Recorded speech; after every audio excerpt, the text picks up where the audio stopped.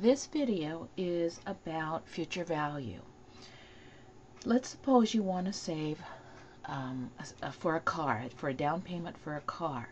So you want to find out what the future value of a set amount of money that you will save in a year. For example, if you want to save $1,000, or you're going to save $1,000 for 2 years at a rate of 4.5%, you want to find what the future value of this money is.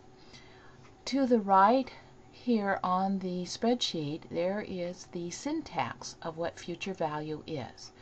Usually you will put the equal sign in front of it. I didn't do it right here because I want to show what the arguments are that you have to fill in when you're using future value. The first argument that you have to fill in is the rate, and the rate would be the percent per year that you're getting. The term will be how long you're going to save. In this example, it will be 2 years. And the principal, which if you'll notice has a minus in front of it, is the amount that you're going to save. So if I want to find future value in this example, I'm going to click in cell B7. And in cell B7, I'm going to type in equals FV, and it is not case sensitive, so you don't have to do all caps. And if you'll notice below, in the information box the cell I'm typing, you'll have FV, and inside the parentheses you'll have 5 things: rate, NPER, PMT, in brackets PV, and in brackets TYPE type.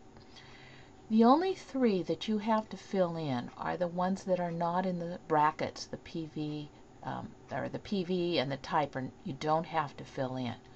So you'll have to fill in the rate, which in this instance is in cell B4. And because future value is a year and the rate is yearly, I just will type in that cell reference. That's the first argument in future value. I'm going to type a comma, and my second argument has to do with the net period. How long a time am I going to save this for? I'm going to click in B5, and B5, if you'll notice, is the term per year. And again, because future value is yearly, I don't have to do anything for it. I'll put a comma next, and the last argument I have to fill in is payment. And because I want the machine to show a positive number, I'm going to put a minus in front of the cell reference for the amount that I'm going to save, which is in B3. So I click on B3.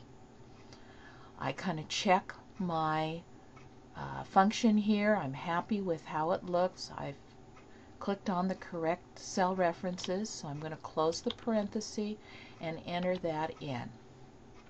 Notice how if I save $1,000 a year for 2 years, I'm going to have the future value of this money, I'm going to have $2,045.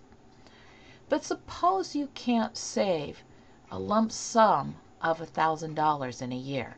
You just don't have the money to put $1,000 in all at once, which is really most of us. Suppose you can only save about $70 or $85 a month, but you're going to have the same interest rate, you're going to have the same term. So you want to see what that future value is if you save a monthly amount. So in D7, I'm going to click, and I'm going to type in my function future value. So equal FV parentheses. Notice the rate is my first argument, so I'm going to click in the rate, which is in D4. I'm going to put a comma here. My next argument is net period, so I'm going to click in D5, which is the time, the term in years. I'm going to put a comma for my third, go into my third argument. My third argument has to do with payment. I'm going to put a minus in here. And my payment is $85 per month. But remember, future value has to do with a yearly amount. So what I have to do is multiply the $85 a month, the cell reference D3, by 12, so that I get my yearly amount that I'm going to save, which is approximately, I think, $1,050 or something like that. So I'm going to close my parentheses after I've typed in the asterisk 12, close parentheses, hit my enter key, and I'm going to have $2,085.90.